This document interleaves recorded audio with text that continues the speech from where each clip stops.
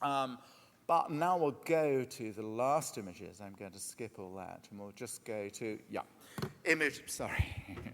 But Turner remains, even though there are other aristocratic patrons, notably George Wyndham, the third Earl of Egremont of Petworth, who's a sort of idiosyncratic, rather right-wing patron, but who's very, very close to Turner, gives him working space. Really, Turner's whole obsession, I think, was with what he could do to create great, not his whole obsession, that's a mistake, but over and over again, what came back to him as he enters his 1830s, his maturity, is an attempt really to bring about a kind of history painting which, without being egregiously journalistic, would represent, as did the Fighting Temeraire, this poetic cycle of death and rebirth. Well, on the 16th of October, 1834, he really gets his chance because he's woken up, as were a lot of Londoners, by the news that the Houses of Parliament are burning down, a great fire of tallies. And 2 years before, a new Whig government had come into being and had passed an act of parliamentary reform, the kind of parliamentary reform that Walter Fawkes and by extension Turner himself had been extremely invested in. So it seemed to Turner a moment somehow. Turner rushed out and gathered, joined the crowds that were milling on the northern and southern embankments to watch this extraordinary spectacle of an inferno take place all through the night. At one point, he actually rents a boat so that he's on one of these boats that you see bobbing under the arches of Westminster Bridge. So he has to somehow create a spectacle that's not literal journalism, somehow speaks to the mystery of destruction and rebirth, just as those early images of nature burgeoning from the ruins of Tintern Abbey. And there were two versions. This is the one in the show from Philadelphia. There's another version that's in Cleveland. It's quite extraordinary that two most important 19th century history paintings, three most, if you include the slavers in Boston, are in the United States and not in Britain. There's the one at Cleveland. You can see taken this time from far further downstream, looking towards Westminster Bridge. There again from the south bank, where the river again absurdly expanded. It's about twice the breadth of the Amazon at this point. But Turner is actually doing, the first time before Daumier, a scene of the crowd point of view, and there's somebody actually holding up a placard saying no. It didn't escape Turner that some of the crowds actually were both extraordinarily, horrified by the spectacle, but it seemed to be poetically, some of them were cheering it on as the House of Lords fell in. It seemed to be the perfect complement to the notion of the change that had come about in the English Constitution, British Constitution, through the Parliamentary Reform Act. This seemed to be the incandescence that would consume the last relics of old corruption. Oops.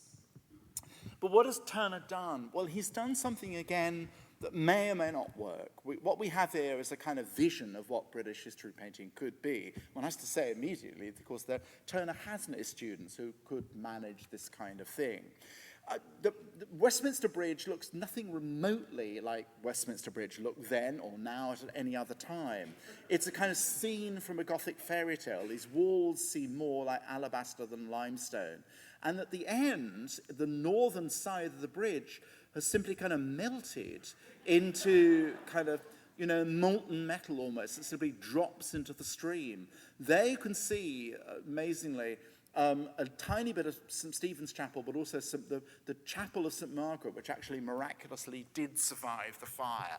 In other words, the sacred corner of Old Parliament somehow survived the devouring incandescence of the Inferno, just as the British Constitution, the true, free British Constitution, would survive into the 19th century.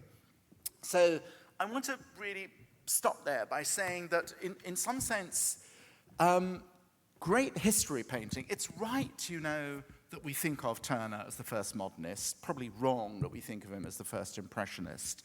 But for me, I suppose, Turner, who had no students who could carry this out, even though he's buried in St. Paul's Cathedral, even though he goes through terrible hardship, derision, critical contempt, he dies in the year of the Great Exhibition, 1851, as a great man, He's pantheonized. His life is written by Dickens' friend Walter Thornbury.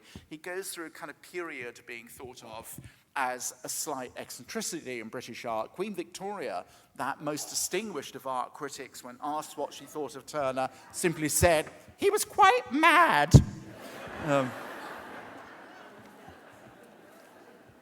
But for me, Turner still represents, the most profound and moving challenge, actually. Can modernism actually sustain the profound moral force of great history painting? How would we actually represent 9/11 in painting? How can we kind of take on the most profound and deeply felt issues of what is sort of publicly shared as things that both threaten our shared common life and at other occasions may fill us with optimism? Can art do that? Or is that the art that was wiped out by modernism? The whole of modernism, after all, is full of instances, like Picasso's Guernica, for example, having absolutely said that history painting and modernism are intrinsically at odds with each other. They don't belong in the same rail. Art has nothing to do with content, much less does it have anything to do with political narrative.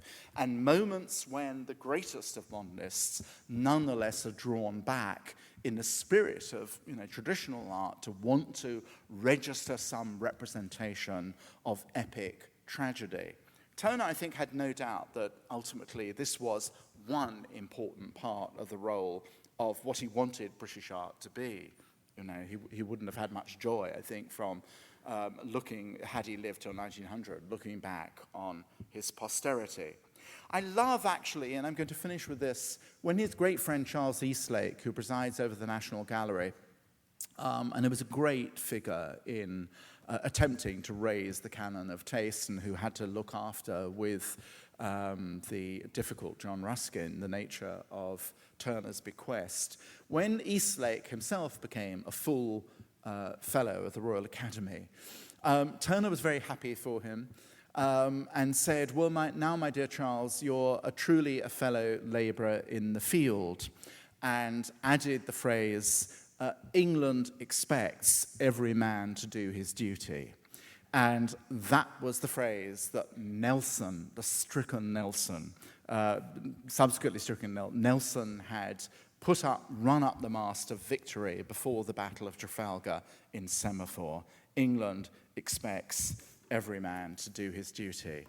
So it's nice, I think, actually, if a little, sentimental, but it's a Sunday afternoon, to think of Turner, among other guises, as what Nelson would have been to art had he had two arms. Thank you very much.